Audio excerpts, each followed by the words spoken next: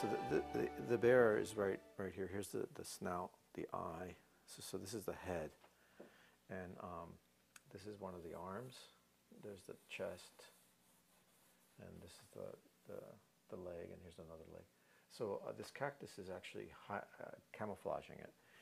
I didn't want it to be obvious, so I purposely got something that one of the children that might have tried to make their way across the border from Mexico to the United States has left behind. One of her toys, her favorite toy, because you're only bringing your favorite things if you're trying to cross the border to come to America.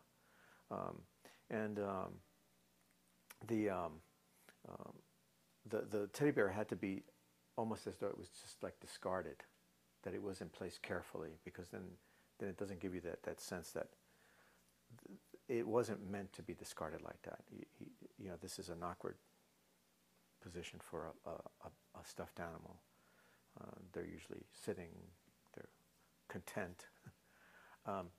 So the idea that here is this plant that is holding something that was left behind by someone who was trying to make their way across, and maybe to leave that they weren't feeling as though they were going to make it across completely, so they start to unload weight so that they can walk across the desert easier. And at that point, you know, you're certainly going to die of dehydration. So this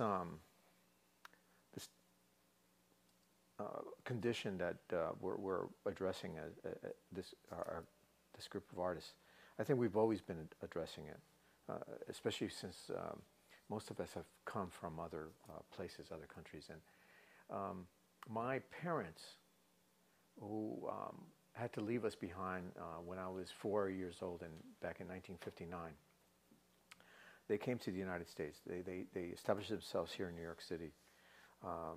And for 6 months, we were in Ecuador. When we were in Ecuador, we were this very close-knit family.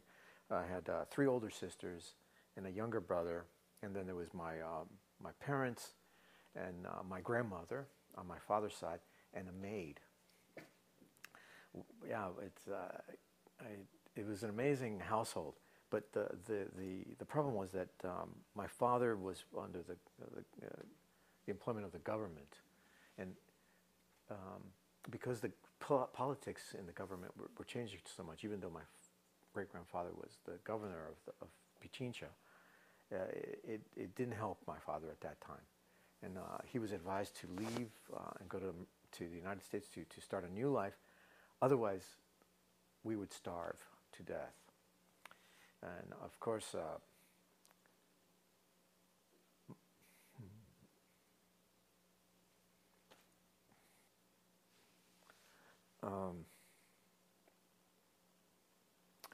they didn't want to do that. They wanted to bring us together, and they couldn't.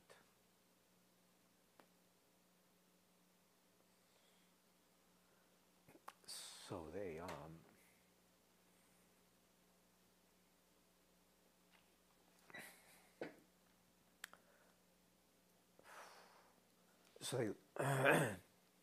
so they left us behind.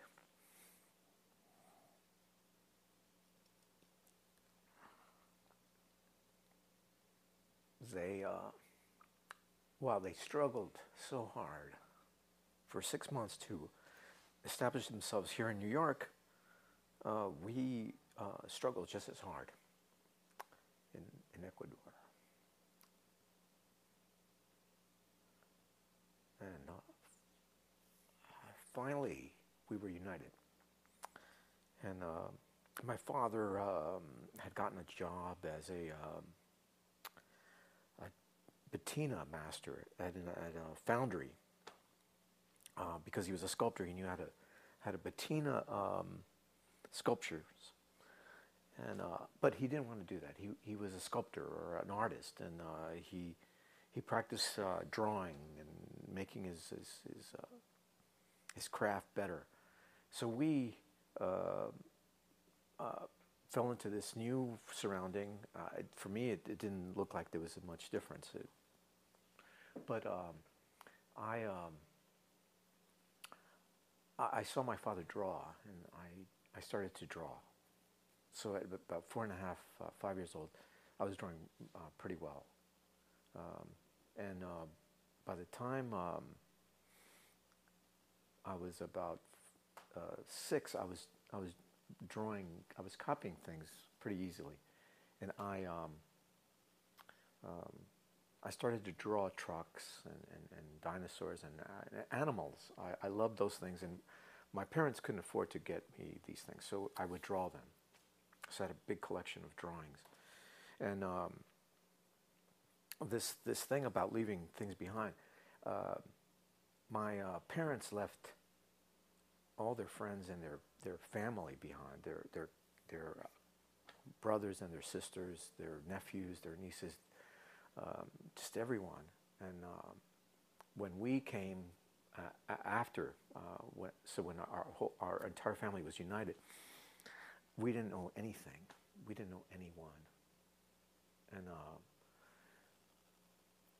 there wasn't a very big Latino community. Especially on 14th Street, there was a lot of Spaniards, but my parents then moved us to New Jersey. And in New Jersey, the area that we lived in was basically Polish and Jewish. And the school that we went to, one of the priests spoke Spanish. He wasn't Spanish, he was Irish, but he knew how to speak Spanish, so my parents could communicate with him, and they took really good care of us. But it was really hard to try to negotiate all this. Anyway, jumping forward, the last thing that they wanted me to do was become an artist, and I don't know. I think I wanted to do something that I really loved to do, which was to draw. And at the same time, it was something that my father always wanted to do. Yeah, I think that was part of it. So it was more like having my father's dream come true through me. So when I talk about or when I paint these things that I do, I bring the experience that I had, because certainly I had to leave things behind in Ecuador, and the cactus in this painting has these beautiful fruits that you can see behind the teddy bear, but they're just so hard to reach. So my struggle to get to this point was really difficult.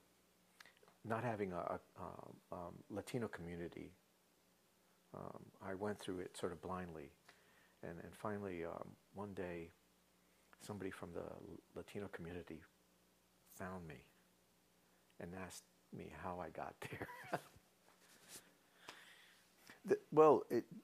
This has a lot to do with we came.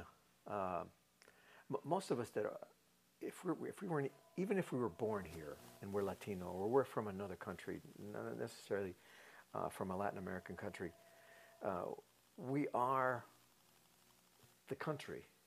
To create divisions already, saying, well, you're really Chinese, even though you were born here, it doesn't make any sense. This country is that we all are this, and I think that this project goes even further than that. I think that the entire planet is we are this, and we keep forgetting that it is this, and we're all in this together. The moment that we start to make difficult boundaries for all of us, then that's when we create division and strife. And going back to this, it's these things that we all want. This might be, very difficult vegetation, but this cactus bears fruit, and here's some of the fruits. They first look like these really beautiful little flowers, and then they become fruits. And they're called prickly pears, and they're delicious. And that's what we want. We want to try to get to this, and despite how difficult it is to get it, we want that. This is, I guess, our dream as immigrants to here, or even in the country that we're in. This is what we want. We want not everything, but we just want to have enough that makes our life comfortable. I guess framing myself as a Latino artist is, well, it's kind of obvious. I am Latino, but I think when I die, they'll probably put down American artist, and I think it's mostly because I've lived here most of my life, if not almost all of my life, and I was trained here. But my inspiration is from Ecuador, and that inspired the work that I'll probably be known for. So I would probably want to consider myself an American Latino artist. I mean, you get an American black artist, so and that really defines the black experience. But the Latino experience it's just as complicated, and it's just as complicated as just being an American, and probably even more so because you have now this fusion of Latino and then American, and how do you negotiate it? And that's what I've been trying to do all these years. So I would consider myself that way, rather than the opposite would be Latino American. So American Latino. I have to be American, and Latino.